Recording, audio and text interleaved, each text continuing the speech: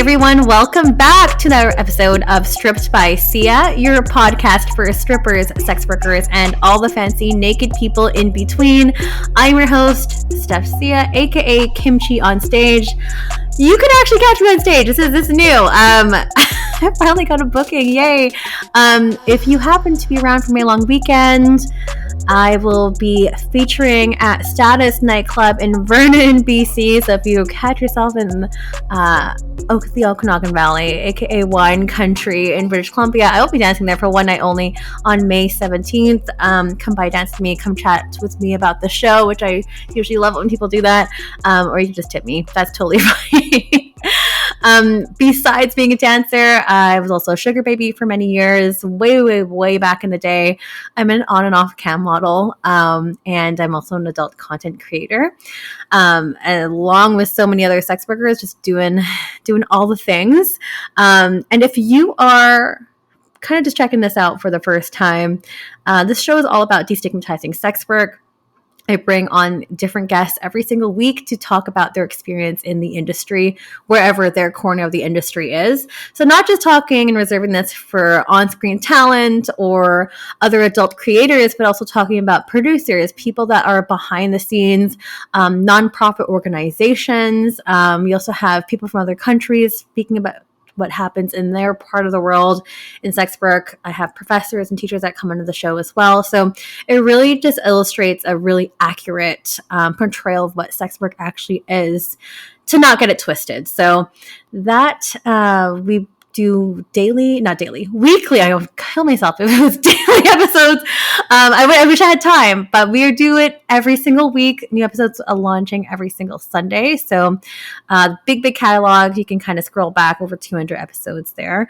But yeah, this show's been going on for a little bit. And also thanks to the financial support that folks have started pledging on Patreon over the past couple of years. So just want to say thank you and a big quick shout out to those who are on the top 2 tiers there. So just wanted to say hello to Snoo. We've got who's from Germany. We've got Justin Erickson from Vancouver, Washington. Geyser. We've got Selena Money. We've got Moxie Mayhem, Eric Arajo. We have B York from Seattle. We've got McKenna King from Edmonton. And then, of course, Dan from Red Dirt Products down in Seattle as well. Thank you all for financially contributing to the show.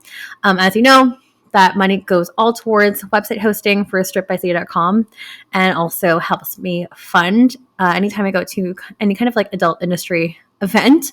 Currently, that's not looking like much this year, but we shall see what happens in the second half of the year. But no, sorry, folks. I know I keep getting asked, are you going to Expos? I am not going to Expos this year because life is busy. But yeah, if you do want to check out Patreon, you do get some video exclusive access there. You also get access to the episode a bit earlier because now this is on YouTube now. So, and I'm going to slowly start releasing the exclusive video content, which was released seasons ago to my Patreon subscribers. So if you are interested in all that juicy content, it is patreon.com/strippedbysia. And we have tiers starting out as low as $4 a month. Okay, so I feel super rusty today, but I am confident that our guest this week can really carry on the conversation. We have so much to talk about today. It's going to be a completely packed episode, so strap up, strap in. We are going to be talking about sex worker rights in relation to queer rights and vice versa as well, how those are parallels. So we are going to be talking about Sesta Fosta. We're going to be talking about, as I mentioned, sex worker rights and discrimination and how that also can also lead towards queer rights, or should we say lack of queer rights, lack of sex worker rights. There's a lot of similarities here that we will discuss in detail with today's guest. And we've already peeped the title. You may be excited because we have a veteran in the industry who's going to be talking about all the things with me today.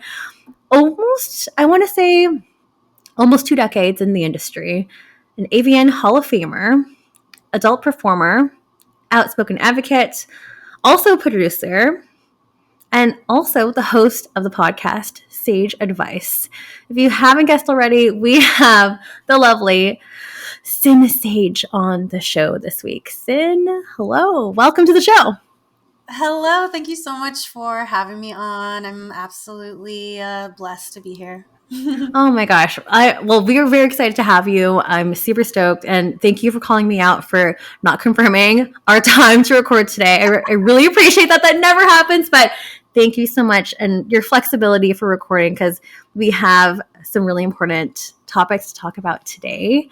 Yes. But before we get started, maybe we can talk a little bit about you because, again, that's just what I can find on the internet from like internet sleuthing and stalking of Wow, you. So, you found some really nice places saying yay. cool things about me, so I like that. I do my research. Yeah. But yeah, so I'm Sinn Sage. I have been in the industry for 20 years.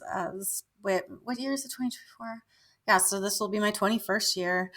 And let's see, spent some years as a stripper, also performer in the adult industry, and then transferred to producing my own content. And so I do all those things now. And I have also cammed and I have also, night flirt, phone sexed. And of course, I've got an OnlyFans. And so, yeah, all that stuff. And I've done an occasional session, which is usually tends to be for me more like maybe a wrestling session or a tickling session, or so Mm. some in person work, but along those lines, more sort of fetish oriented.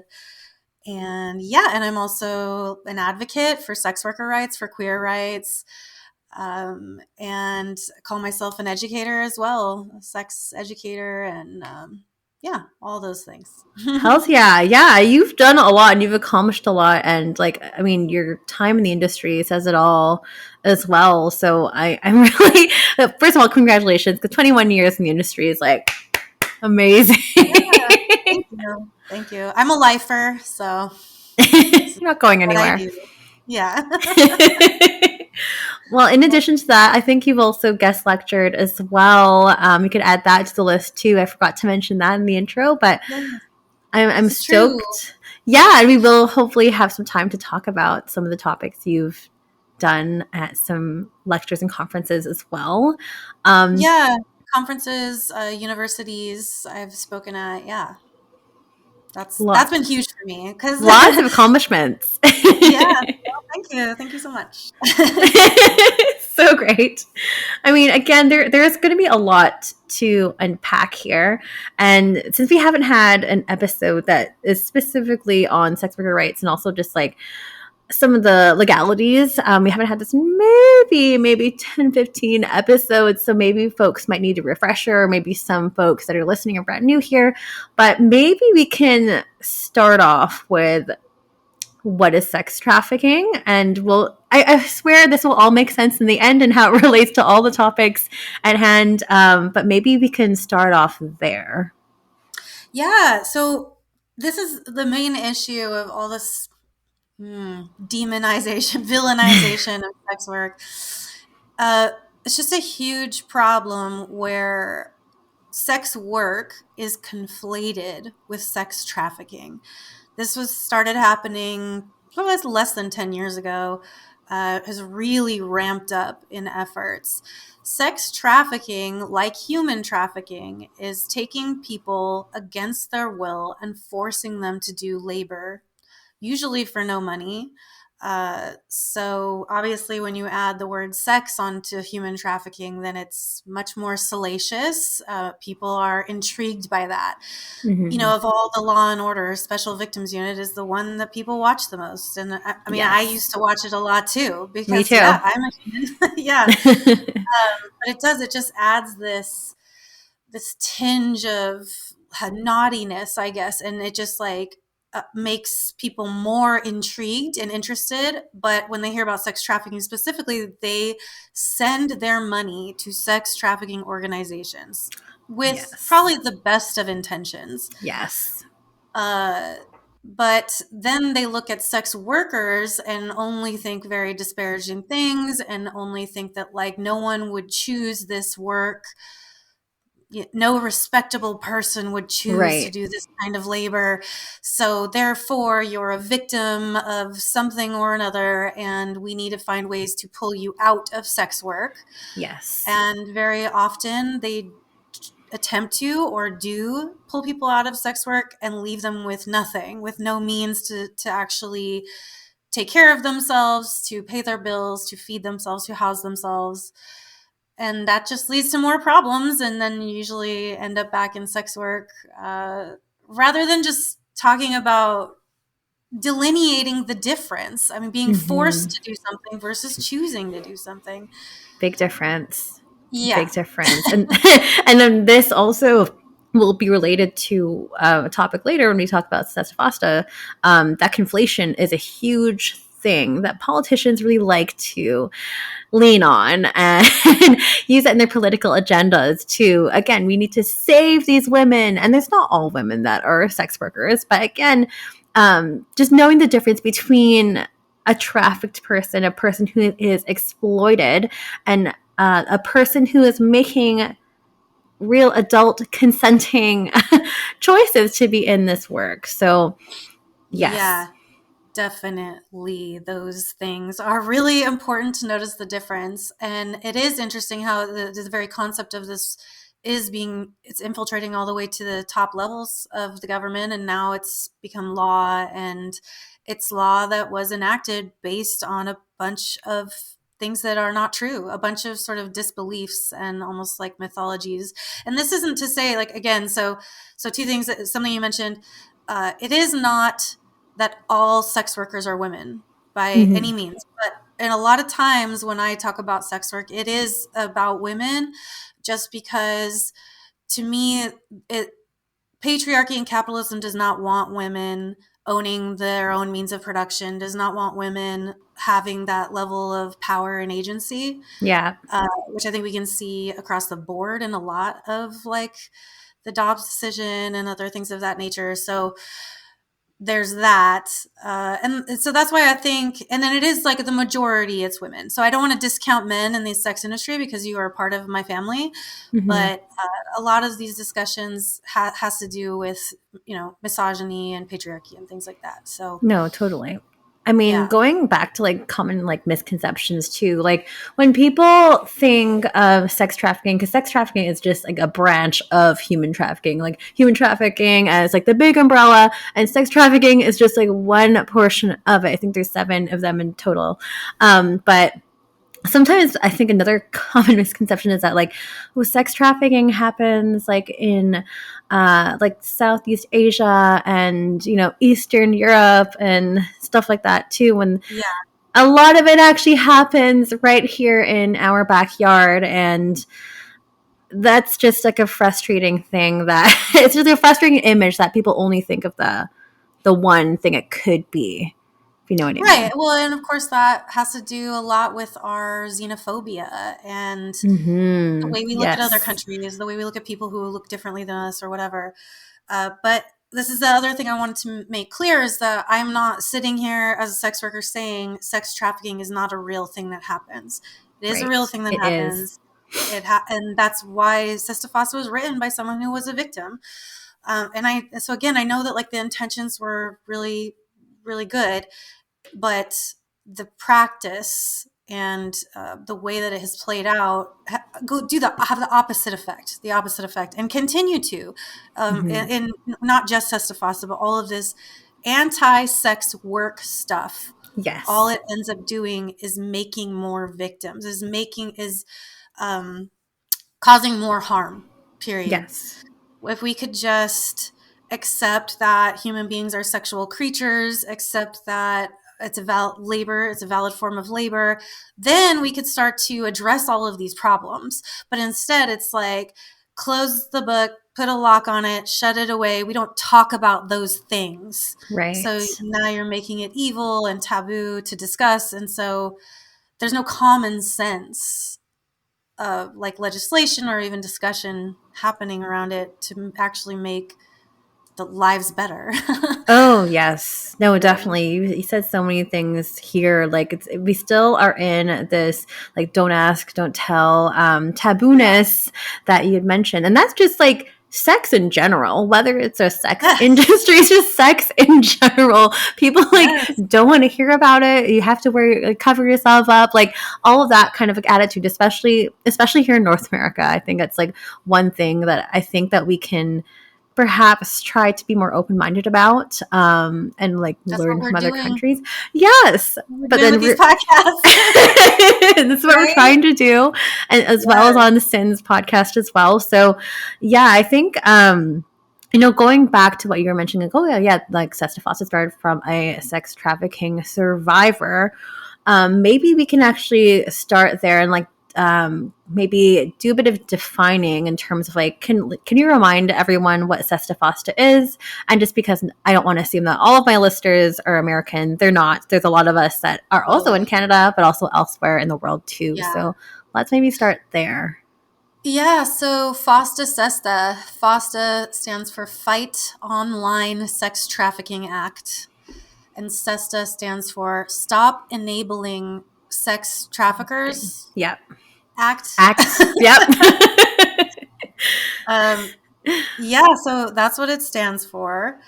And what it essentially did was, so we used to have this sort of freedom of speech on the internet. And I mean, we do in a lot of ways. I mean, people are very, very shitty freely all the time. Yep. But the people who owned a website, if you had a website, then people could go and post on your forums or whatever. And if they posted something that was illegal or incited illegality, then the person who owned the website was not going to be held liable or responsible legally for the things that users were doing on their website. Right. So this also, but this is like the internet was different. This is before social media. So now that social media came along, and you do have sites like, let's say Craigslist used to have a personals site before this law passed. And people would use sites like that. I would say likely majority consensual sex workers. And they would screen clients and they would make dates. Stuff like that would happen.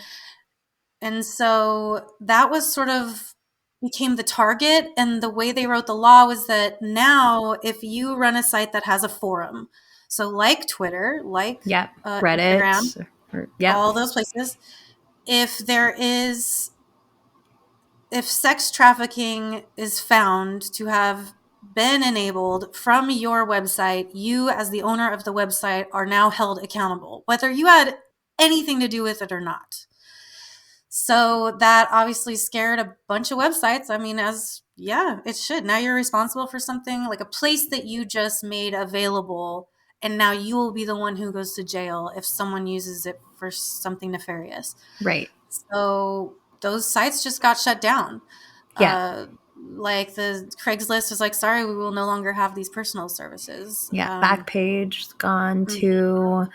Yeah. That's kind of like an end of an era for a lot of folks. Yeah, it really was. And so I know that the idea behind it was, well, once we shut those spaces down, then no one will be able to do this online sex trafficking thing or whatever. Oh my God, no. That is not how things turned out. No. What actually ended up happening is that, so previously, when let's say Backpage was a thing, some of the people on Backpage were actually working with law enforcement to find rapists and traffickers. Predators. And people who were, yes. And therefore, law enforcement had this lifeline there to actually stop crimes like this from happening. Once that site got shut down, all that happened is all the creepos just crawled back up into the cave. And it's not like they stopped doing what they were doing. Just now, law enforcement didn't have that access to talk to them. So this law that was made to maybe make things easier for them, it had the exact opposite effect. Right. And since the law was passed in 2018, there has been one case that was prosecuted and went through. One in the past 6 years. Yeah. Wild. Whereas the amount of sex workers who have been directly put into more danger and harm, Mm-hmm. it's not even quantifiable. No, it's not. Like, for those who are Canadian and like myself, we also have a similar model up here in Canada called the Nordic model, which also has this kind of and I'm sure you're gonna have thoughts on that as well. Yeah. Since I want to talk about that for sure. I just want to say the end demand model does not work. It just puts sex workers at more harm and more risk. Um, so stop doing that, please. But sorry, Sinn, Yeah. you got excited there. Please, Well, yeah. So please I continue. also want to describe what the Nordic model means. So that's generally referred to with when we're talking about full service sex work. Mm-hmm. So what it does is it means, and I know this is Canada's model. There's obviously some in Nordic countries. Hence the Yes, Nordic yes. model. Sweden, Norway, all those places as well also Yes. have this. So it's nice that they don't criminalize selling sex labor, but they criminalize the person buying the sex labor. And Yes. so it is nice again to be like, well, at least they're not like just throwing a bunch of women, again, it's not only women, but in prison for doing sex labor. But instead, they are ruining the lives of men who engage in who Mm-hmm. purchase. And as someone who has worked in sex work for 20 fucking years, like I've learned a lot about men. And so men are trash for sure. Totally. Men are trash, but also they're amazing people. Like also they're human beings. Like both things can exist at the same time.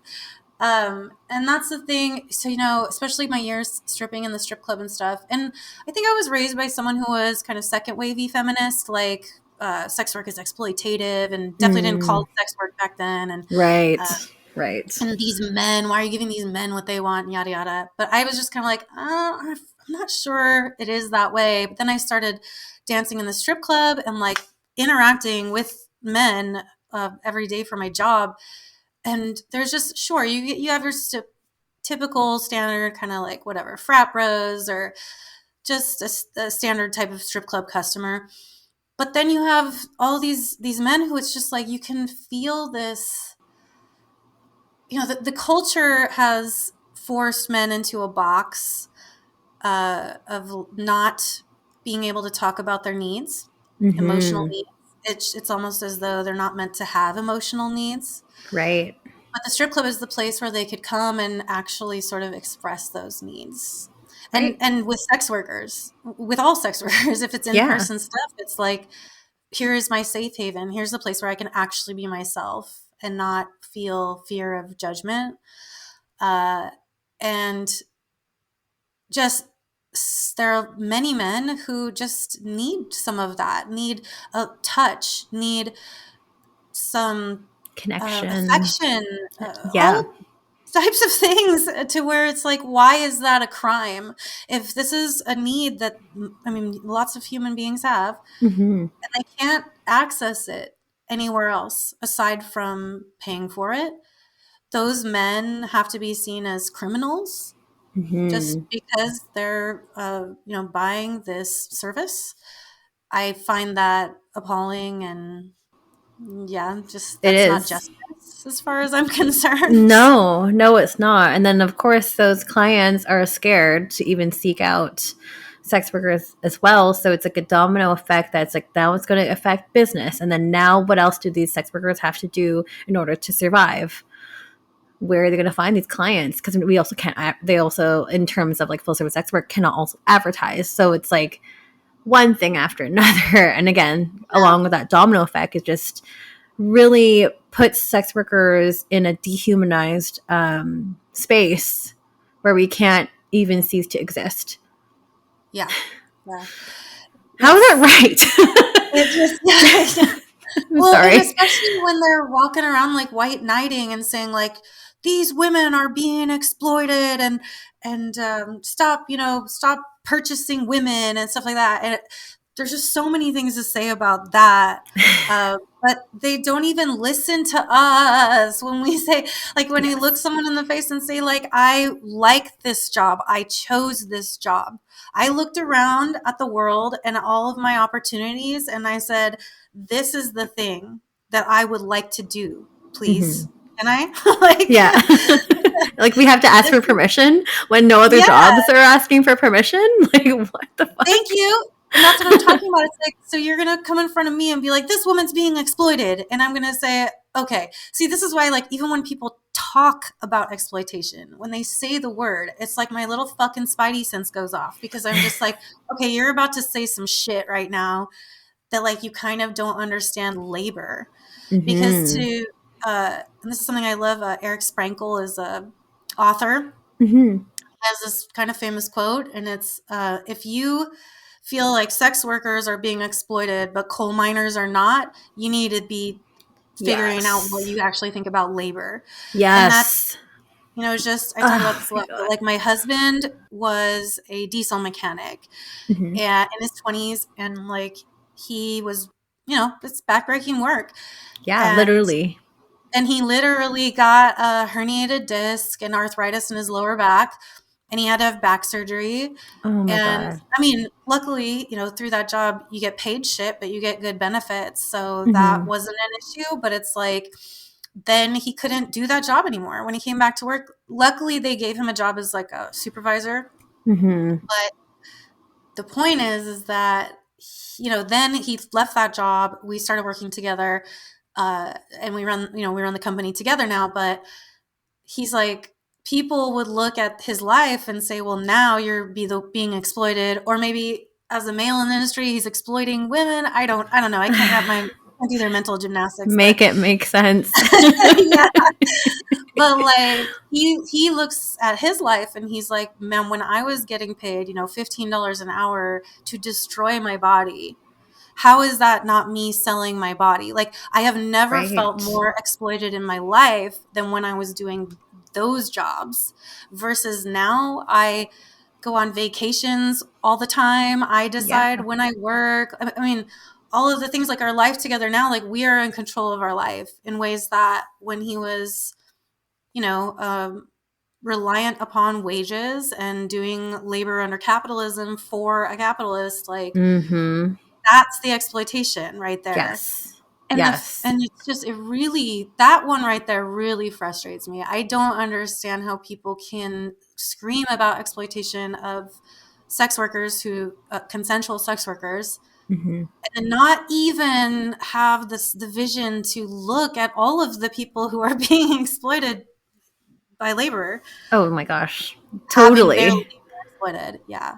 Even myself as like a corporate office worker, when I was working in office before, there was so much misogyny happening there, and just like exploitative in terms of like, okay, I'm getting paid technically more than minimum wage, but like at what cost? At the cost of my mental health and my sanity.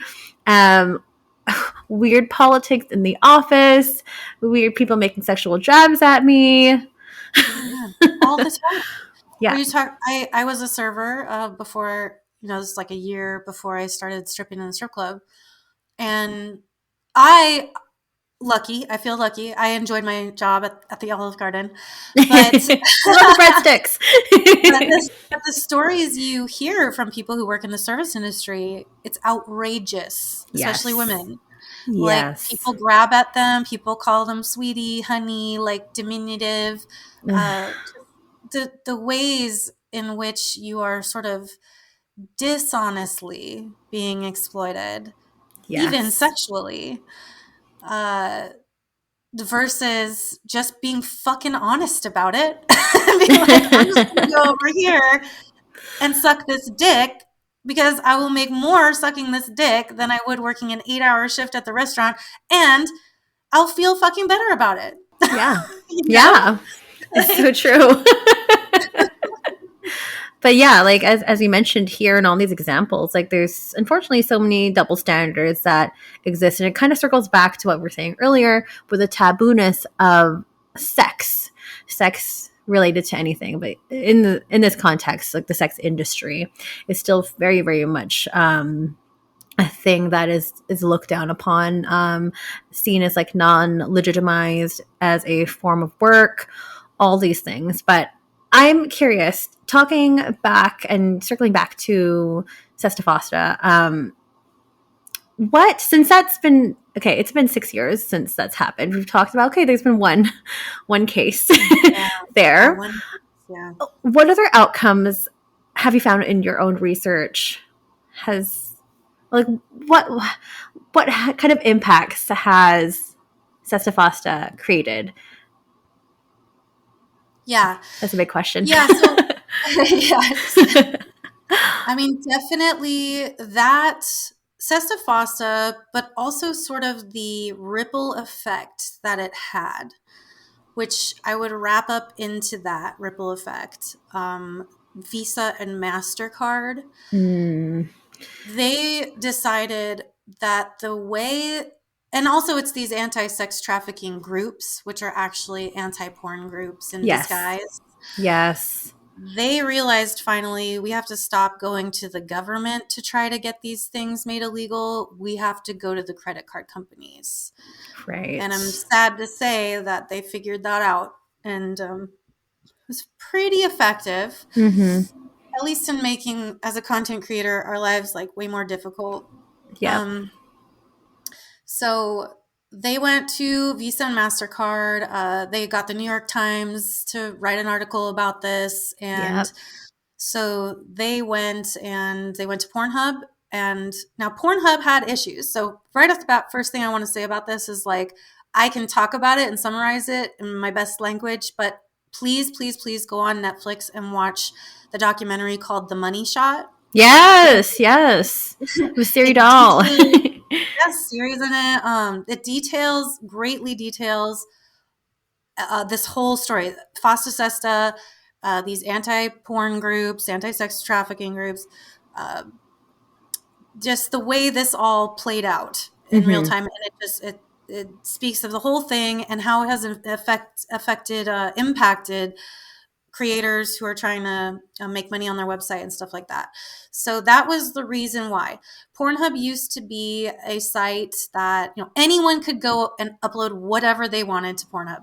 This was a problem. When Pornhub first came around, creators, us, we were like, this fucking sucks because these people are stealing the content that we're making and they're putting it up for free.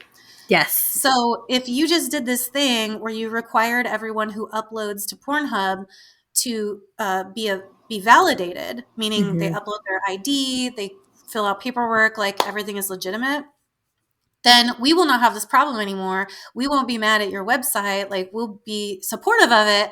And then we can sell our clips. And so they did have a place where we could sell our clips. It was called Model Hub. So it was just like a clip store. And we were all making a little bit of money off of it and actually doing pretty well, just because Pornhub was the most recognized website on the fucking planet. Yes. So the traffic that Pornhub had went directly through our clip stores and we were making money.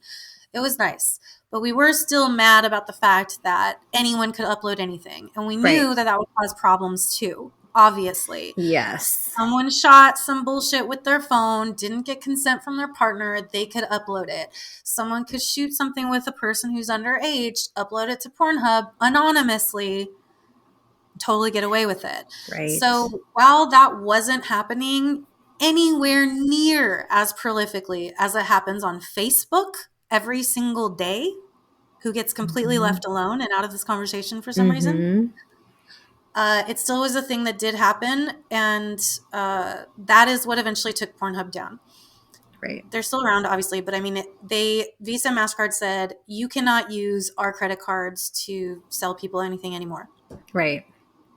And I had thought that meant, like, until you get your shit together. But Pornhub now has their shit together. Like, in response to that, Pornhub was like, okay, no more. Now you have to be verified to upload to Pornhub. Changed everything. So there's nothing stolen up there anymore. It's all like, and then now it's like very, very strict. You have to have not just the front picture of the ID, but also the back picture of the ID. Right. Very strict paperwork for every single model that appears in a video. And I'm good. Like, I mean, I think that that's a good thing Mm-hmm. to make us have, to a certain extent, but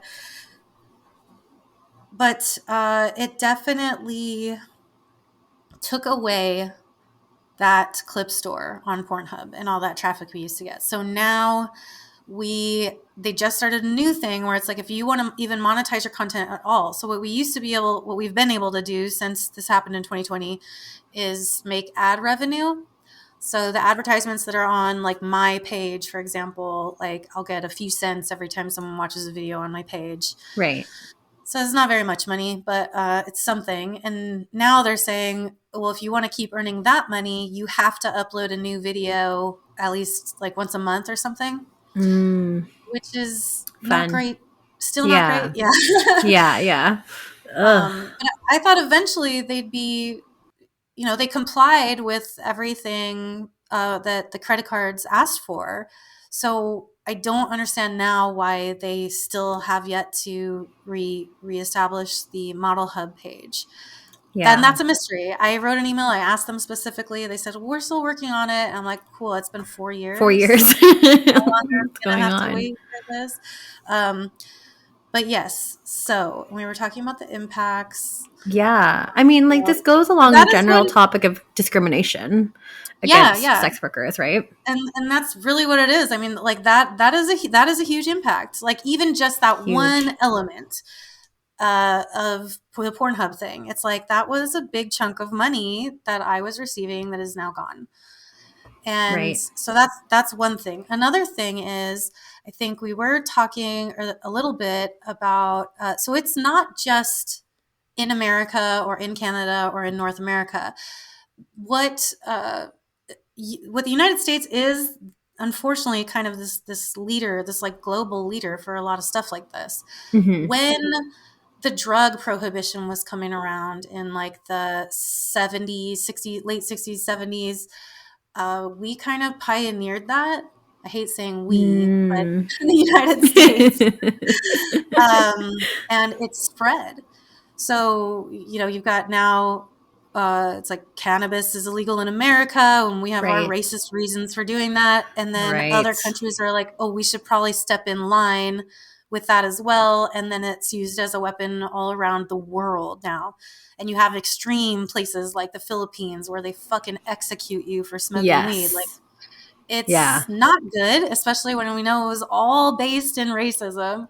Yes. Okay. So, and that's exactly like what's been happening with this FOSTA SESTA thing as well.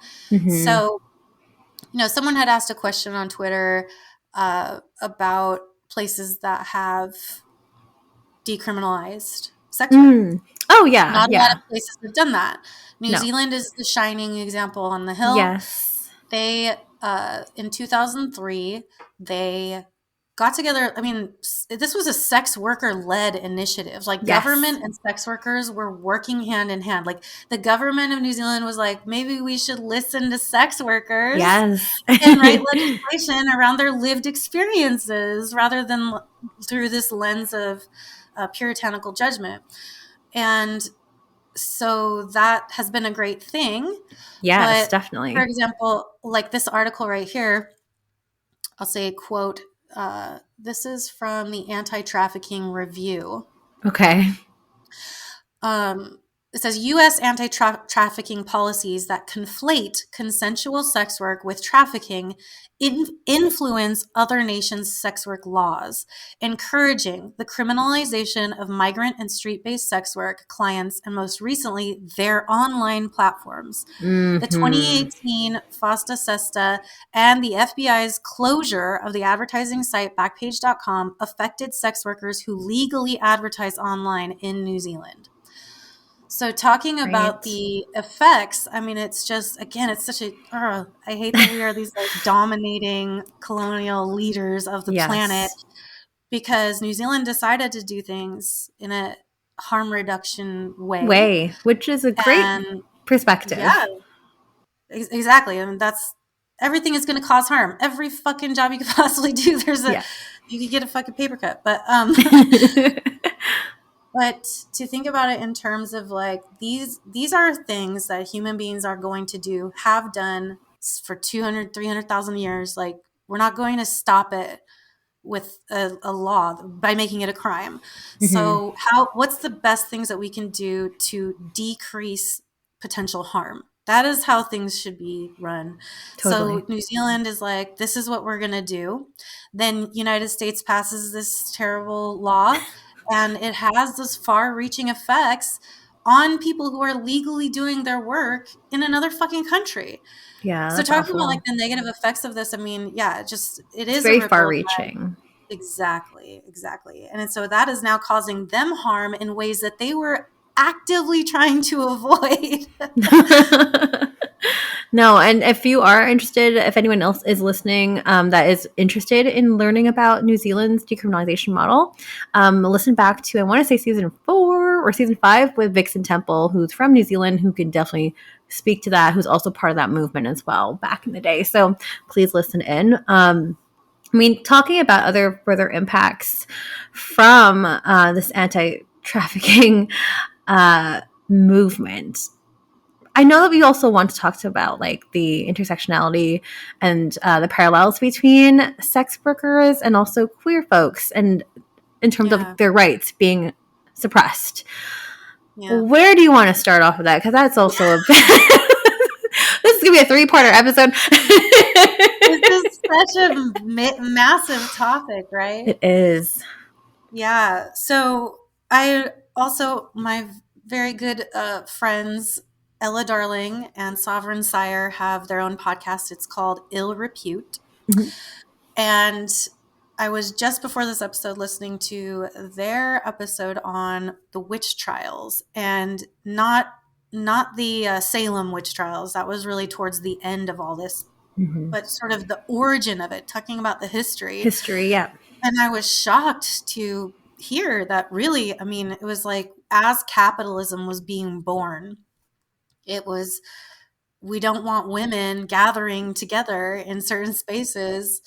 So we're going to make, like, sex work used to be a normal, common part of society.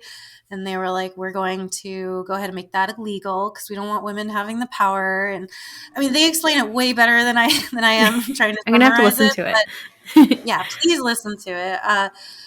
But I mean, it goes back that far, and it's, let's make it illegal so that they can't have access to that power, so they can't be their own means of production, and they need to have a man for them to survive. Which it brings me to today, where it's like the scapegoating of society's ills, or perceived ills, I guess.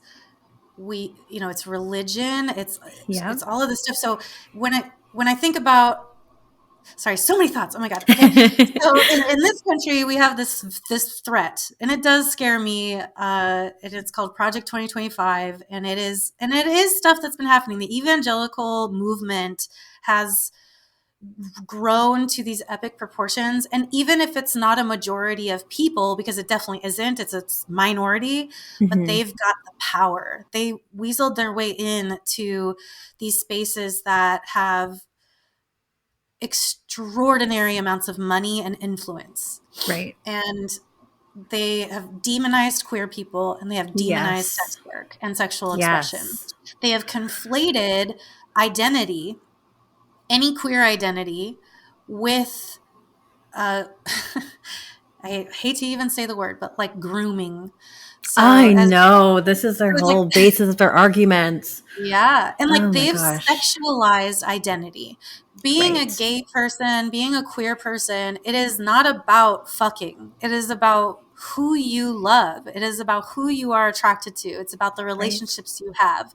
It's not about where the penis goes. Like, and Right. I mean, fuck, man. Like when you're thinking about the "Don't Say Gay" Oh bill my god. in Florida, uh, it's like teachers who are gay are like, am I allowed to have a photo on my desk of myself with my husband? Like, can I have Right. that? Or is this now going to be against the law? Outlawed.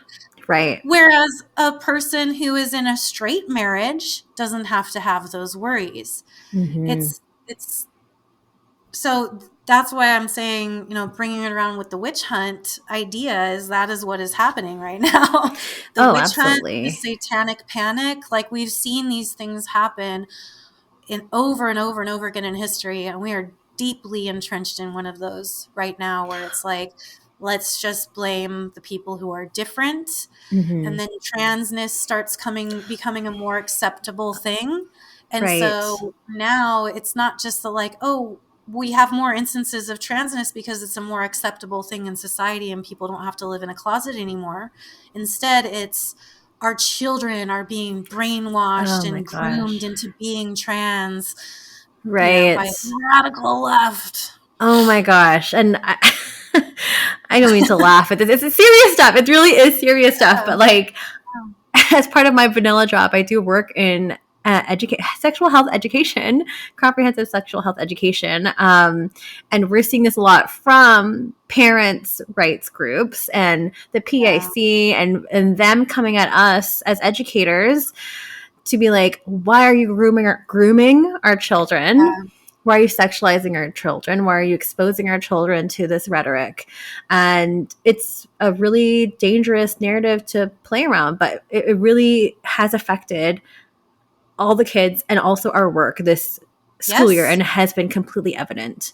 Yeah. So everything that you've been saying, I Yeah. see the effects of that too. I know, It's it makes terrible. me sad because like for many many years, for the longest time, I know me personally, I would look up at Canada and be like, man, if I could just go there. I was like, they've got it figured out, man, with their fucking universal health care. Like, could I just go there? And unfortunately, like since the Trump era, like you Oh guys my have gosh. been patching our sickness. Yes, unfortunately, yes, is correct. Because even like you guys have this huge anti-trans movement that's happening in the States right now. Yeah, That's like yeah, really apparent in like a lot of the laws and bills are attempting to be passed. I was looking at some yeah, statistics. I'll just quote them yeah, really quickly. There's like yeah, 600 bills in 2023. 87 of those bills that are anti-trans passed. They're already up to 539 bills this year, and 20 has passed, and that's through the translegislation.com, where that stat's coming from. But you're saying, oh, Canada is great. Unfortunately, yes, since They're the with the Trump trend. era, Yeah, yes, like we are also being affected by that. Like in Alberta, they are also banning a lot of and disbanding a lot of like LGBTQ and trans like safe spaces, and also implementing some of those anti-trans laws. I don't know how far that's gone in because Alberta's the next state, the next province yeah, over, but it's something that I have seen in the news. We've also had like a lot of similar things that have happened in the States, also now happening and occurring here. So it's yeah, climate here is not that great. And I'm from Vancouver, which is pretty yeah, damn liberal. So it's just yeah, like disappointing to hear this stuff happening over and over again. And it yeah, just seems to be getting worse. yeah, yeah. And it is a cycle of history. Mm-hmm. But it is scary because, I don't know if I was just taught about the Holocaust in a much more comprehensive, deeper way than a lot of other people. That could be true. I don't know. I learned when I was going to school, we touched on the Holocaust every single year in one Mm. class or another. I grew up, my parents were teachers. My mom had units with where she was teaching the Holocaust. She's an English teacher, so she would read like Night by Elie Wiesel or just the Diary of Anne Frank in eighth grade. That's eighth grade reading. Right. Yeah, Um, totally. and so as she was preparing her, you know, lessons, Mm-hmm. it just infiltrated into me, and she's talking about this stuff, and then we're watching movies, and I'm just reading about it all the time. And so to me, it was just this thing that looms large, that it's like, how is this a thing that happened in history? Like, how did the entire world just let these camps exist where people were just being slaughtered? And like, it's just so unreal. It's so mind-boggling. And then, like, it's kind of happening right now Yeah, it is. in Palestine and Israel. Oh my And gosh. just looking at the stuff that happened in the lead up. So this is even just talking about American culture.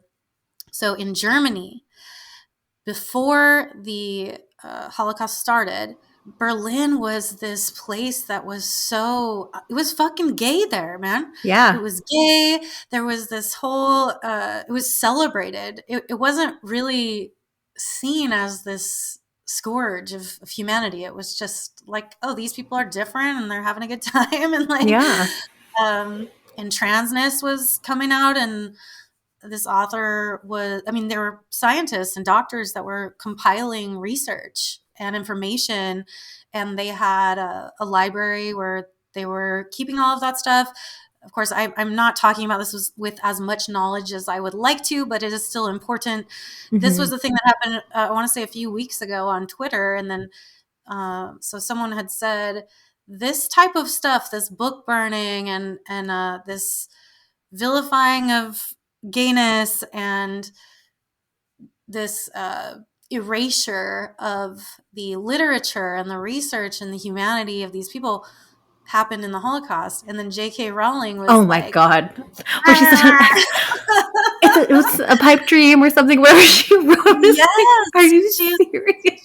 did a fucking Holocaust denial. She did a Holocaust denial, trying to say that it was about that didn't happen. That woman keeps digging like so many freaking holes for herself. Like, Yeah. and I was a big Harry. I mean, I still am a big Harry Potter fan. I used to love that book growing up, and it's just Yeah. like so disappointing when she just continues to make these remarks against trans folks, and it just continues to keep getting worse and worse. And now Yes. the Holocaust denial. I was like, are you The Holocaust serious? denial. And she just can sit in her fucking castle, her Yes. literal castle, just obliterating. I mean, just really, really encouraging people. And that's what it comes down to. Mm-hmm. When someone who can sit in their literal fucking castle and encourage others to delegitimize these human beings, Mm-hmm. and it's just it's dangerous. It's fucking dangerous. And so that comes back to this country, and it comes back to making laws about specific people and what they can say and Yes. where they can exist in public life. Right. And I, that scares me. I've It seen is history. scary. I know what human beings are capable of, and I see it. To me, it's like I'm watching that happen in front of my face in real time. Oh yeah, So it's I'm pretty scared. It's scary. disgusting. It's scary. But Like I literally feel like World War III is going to happen in our lifetime. yeah, and and it will involve some shit. Oh yeah, definitely. Holy uh, crap! This and I, like this is such a crazy episode right now. Like, but I very know. important conversations to have for sure, though. I know. And this is my thing. Listen, I don't like live my life, I don't live my daily life in terror, okay? I have to find my own peace. Mm-hmm. That's part of being somewhat I hate to use the word spiritual, uh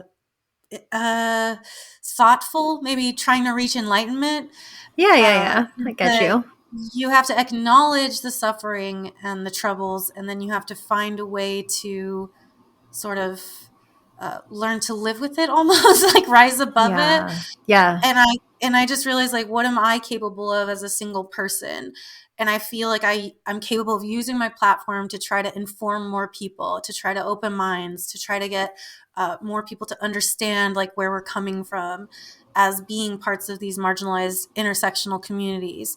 Right. And that's the best I can do. I try to do it when and where I can, and then I have to like sit in a hot tub and smoke a joint and just, you know what I mean? No, I completely get you. And like again, you've earned a new subscriber because I'm just loving everything that you're saying here right now. So I'm just like, oh my God, yes to all of this. And I think the more that we normalize these topics and these conversations, I feel like we're making a change because, I've had some folks that have come, not onto the show, but like have contacted me on X or Twitter, and like they're not even a sex worker, but Yeah, yeah. they've listened to the show. Like, hey, I just stumbled by your podcast and just want to say, like, you've changed my way of thinking. And I'm like, Yes. my work here is done. Yes. Like, it makes me so Yes. happy.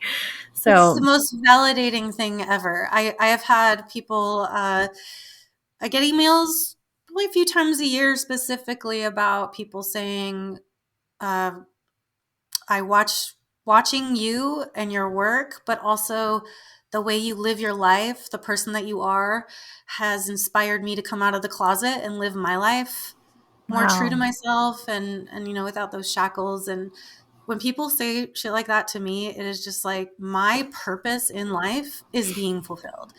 Like Yes. I had Makes an me so experience, like happy. I had like a meditative sort of experience where it was like that is what just came. It was planted the seed in my mind. It was like, this is your purpose in life, is to inspire people. Um, and so, I mean, I think I was already just living my life the way I did. But it was more that focus of like, this is what you're meant to do. This is like who you are. That when I receive messages like that from people, it is just the most fulfilling thing. And it's so validating that I am living my life's purpose, that I'm doing the thing that is the most meaningful to me. Yeah. And that's fucking sex work. So How's believe it or yeah. not. I love that. I mean, really quickly, I know that I wanted to make time because you also said you spoke at a conference a couple months ago too in the Chicago area about sex workers and college campuses and how they can be better supported. If you want to quickly go into that too, because I think it's Yeah. still looped into the conversation here as well. So I think so yeah, too, because it is again about legitimizing sex work as a form of labor. You go to college to prepare yourself for a life of some kind of labor, one or the other, whether that's sex work or not. But sex work is a way that you can help to pay for such things if you want to yes. if you want a higher education and stuff. Especially as those prices get more and Oh more my out of gosh. control. Yep. But yeah, so this was actually just a few weeks ago, and the conference was called ACPA, which stands for American American College Personnel Association. So it was Mm. basically a conference for people who are involved in higher education, so professors, administrators of universities and colleges, and there are lots of different like basically talks going on and stuff like that. So a couple years ago, I was invited to the University of Rhode Island by the Dr. Annie Russell, who is the head of the Gender and Sexuality Center on that campus. And she does an event called the Sex Week, Sex Fest, maybe Cool. yeah, very cool. And it is all about making spaces for queerness, for the fact that human beings have sexuality and being able Yes. to ask questions about it, to have discussions about porn and like to have like porn literacy and all these other things are very supportive, especially of the queer community. So she had reached out to me to come and be a keynote speaker at that event. I spoke in a class. The class was race, class, and sexuality. Nice. And then what else? My gosh, I did workshop presentations. So how to please a woman and queer sex. So I had an amazing time. That was my first time ever being asked by like a higher institution to come and speak on a college. And I'd Yeah. heard colleagues of mine had been invited to do such things. And I was like, how do I get that? You're awesome. So Thank you. it makes so much sense. So it finally happened, and that was just great. And I developed a friendship with Dr. Russell, and so she comes to this event like fairly often, and she got together with me and another student from the school, and we wrote a paper. And Amazing. yeah, so we wrote a paper together, and then basically she wanted to take this paper and turn it into a presentation that we could give at this conference. So that's Gotcha. what we did, and it was called Student Sex Workers on Campus, a Radical Support Ethic. So it was really cool. I'd never done anything like this before, and our presentation had about like more than 70 people in it. So Awesome. many of them were obviously also queer, and there was even some of them were former sex workers, even, which was really cool to hear about. So cool. And then even after we gave the whole presentation, there was like a line of people who wanted to talk to both of us, and I could tell some of them that was not the first time they'd been introduced to me. I'll put it that way. And so that was also just, again, like so validating, and that there is space for these conversations to be happening. But what we were talking about is that, on college campuses, there are all of these various like support groups for different identities. And so when you look at support groups you'll have like a queer alliance or whatever. Right. Queer people account for probably like 10 to 15% of the population on a college campus, and sex workers are anywhere from 2 to 9%. Wow. And the idea being that that's big enough to validate having a support group for them as well. So we were basically pitching that concept that, like, if there's a way for you on your campus to provide resources and support for the sex workers on your campus. And I talked about like all the different ways they could be engaging with sex work, and Annie talked a lot about the ways that they could provide support. And yeah, so that was basically what we did, and it was really, really cool. And that's so cool. I just definitely hope for more of that in my career future, for sure. I would love to do more of that stuff.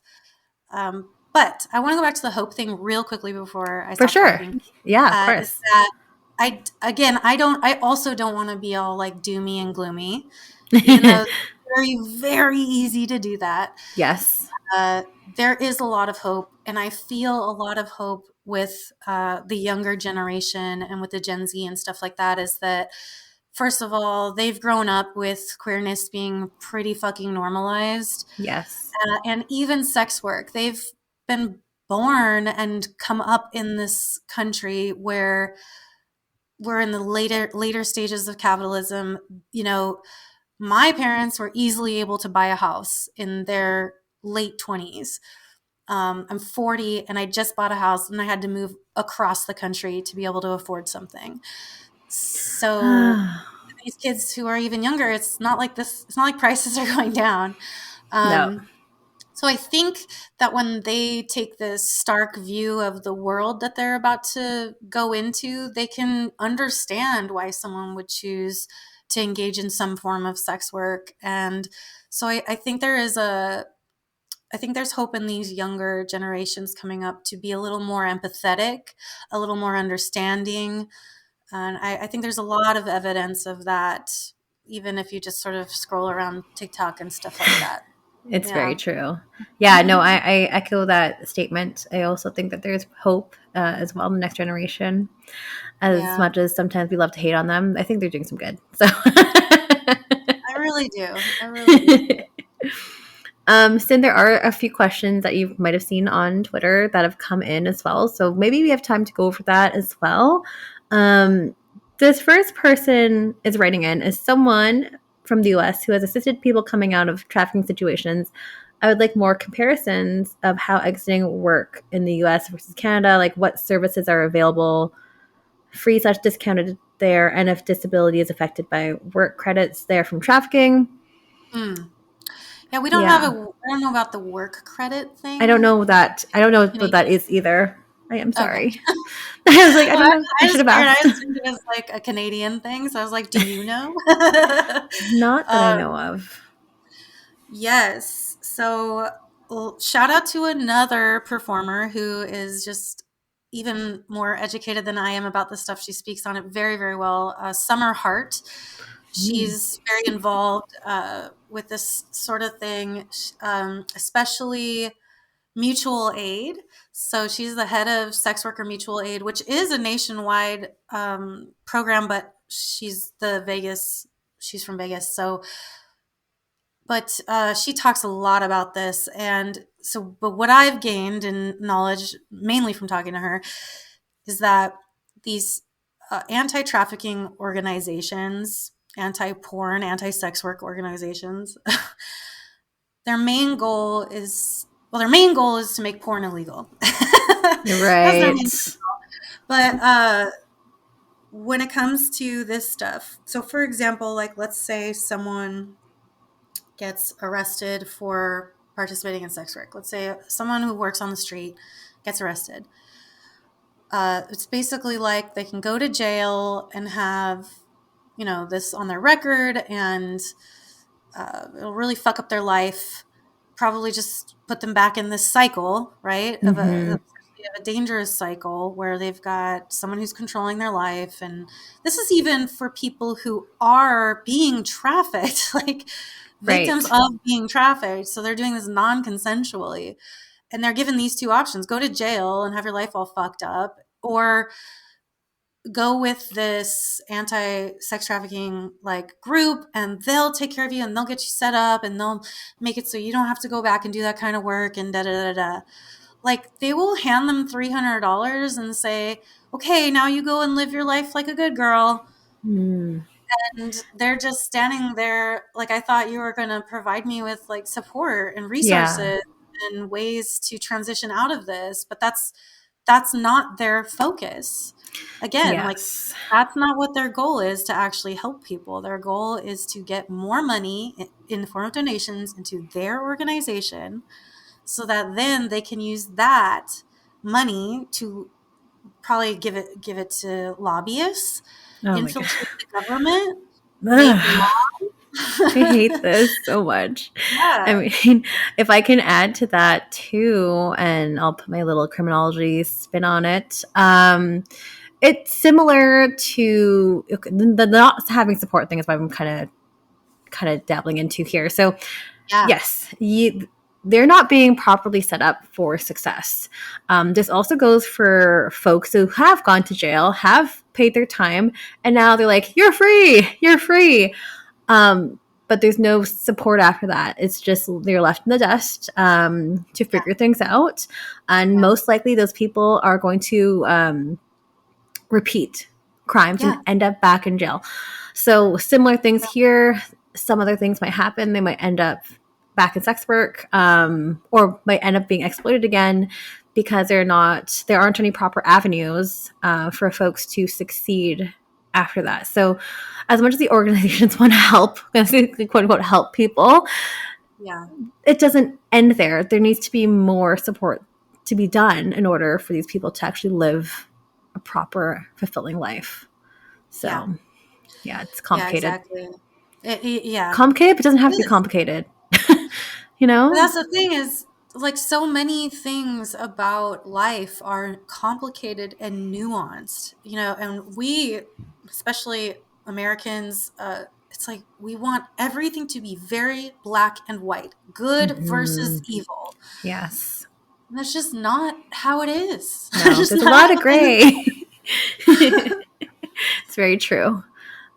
Sin, there are a couple more questions too, which are also very specific as well. I And know. I don't know if we have the answers to this, but if not, I'm going to try to find the answers as well later on. But just okay, part one of two of these questions. So, does prostitution actually lead to increased trafficking for both decrim and legalization? I think we already covered this earlier today, but countries where sex work this person is legalized. Yeah. Legalization, is different than decriminalization. But do you Yes. see any positive things that come out of it, or is it negative, like crime rates? So loaded Yes. questions there. Yeah, very loaded, but I do love thinking about, talking about, researching into New Zealand for so many different reasons. That country has this magical allure. Uh, I've been there. I really want to go back.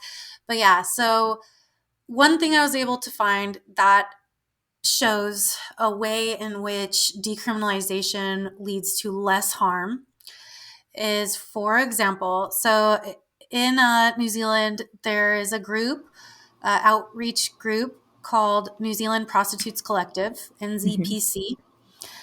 And once you decriminalize, man, I mean, you want to talk about the cops too, like the fucking police. How much time do we have? Yeah, that's what I'm saying. So quickly, as we know, cops know that prostitution is illegal, so they often rape sex workers and stuff like that, and they totally, completely get away with it. Okay, so But one thing that they've done in New Zealand is, so now that sort of relationship is not about cops versus sex workers. It's how can police help sex workers when a crime has been committed against them. So one thing that happened is the relationship between, this is a quote from an article about New Zealand. Sorry, I'm just going to read it.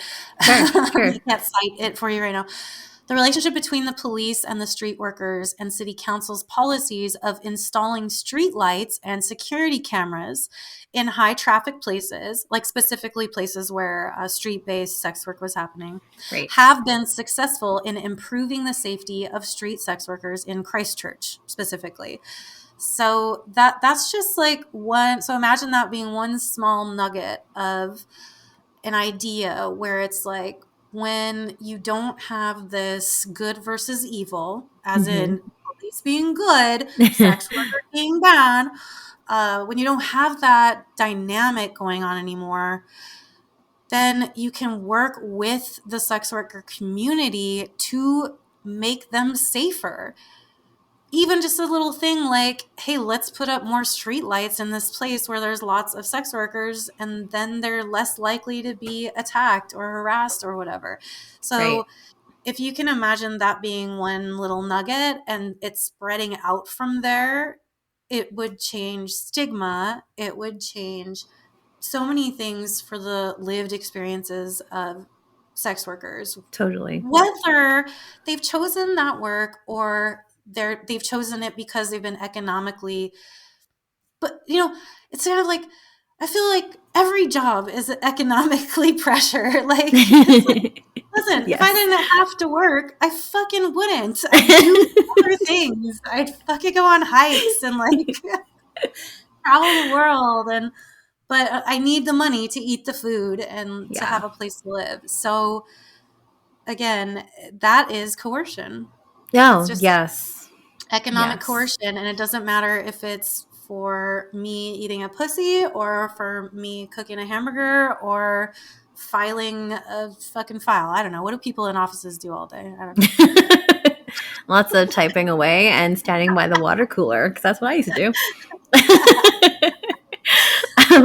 If I can add one thing to that too, I know, and I've heard of cases as well where sex workers have, filed cases against those who have sexually assaulted them in New Zealand as well, and have won those cases now this is seen as a legitimized profession, and the lawmakers and their government and police officers now believe them. So that's I think a huge win. I think like people are actually believing sex workers now, and I'm not making this up. Like it's like a huge thing. So that's one good thing.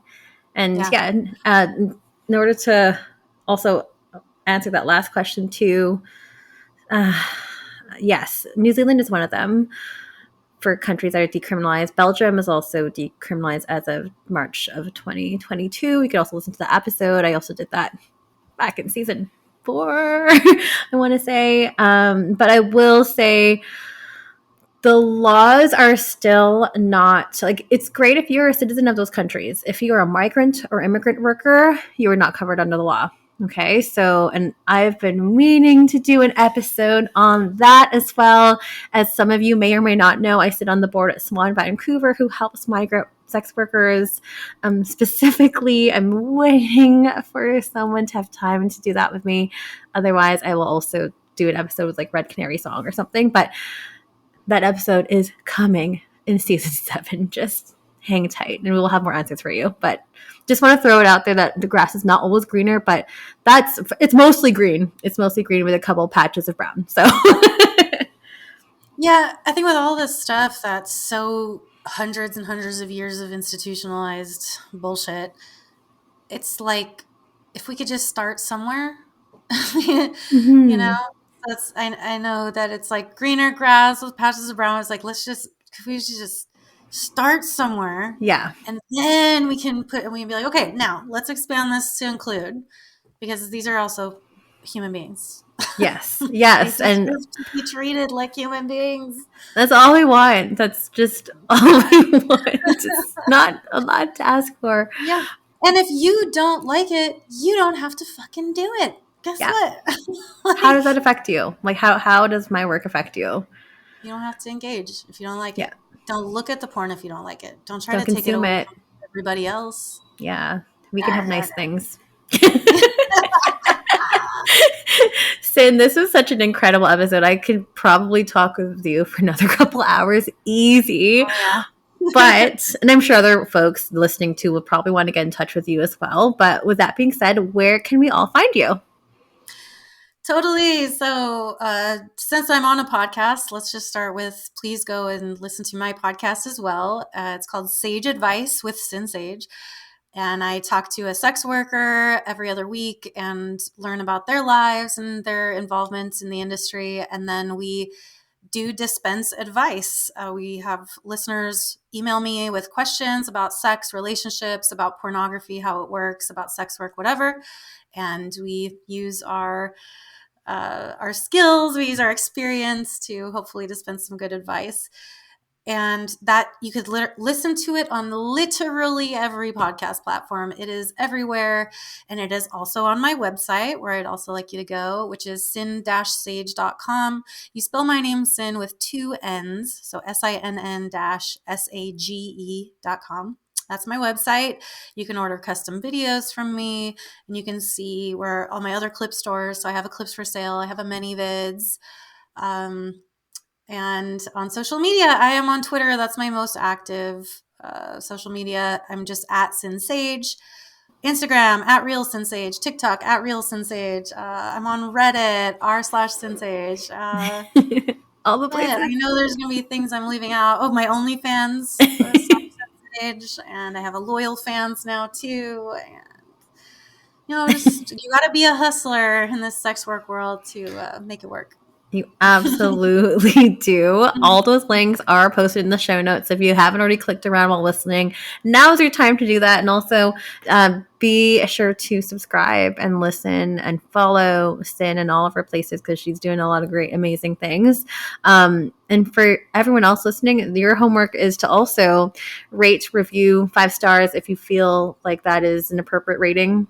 I think it is, but if you want to write a review as well, please do that, because all of that really helps with discoverability for the show. So the more you do that, the more others can discover the show as well, especially those who are needing resources. So do that. And other than that, if you want to get in touch with myself, I'm on Twitter, also very active on there at Stripped by Sia.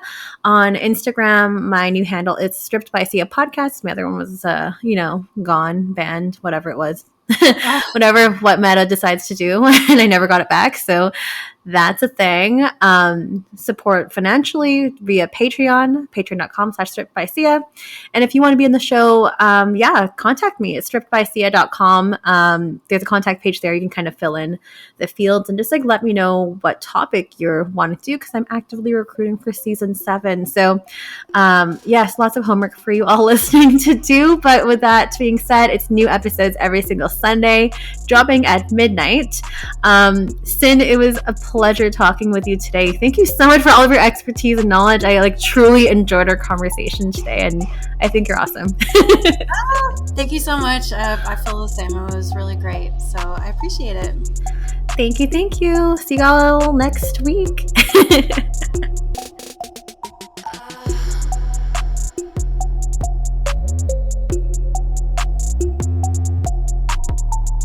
You're listening to Stripped by Sia, hosted, produced, and edited by Steph Sia. Music by Ted D. Graphic design by Maria Bellanderama, and photography by Ian Dabrin.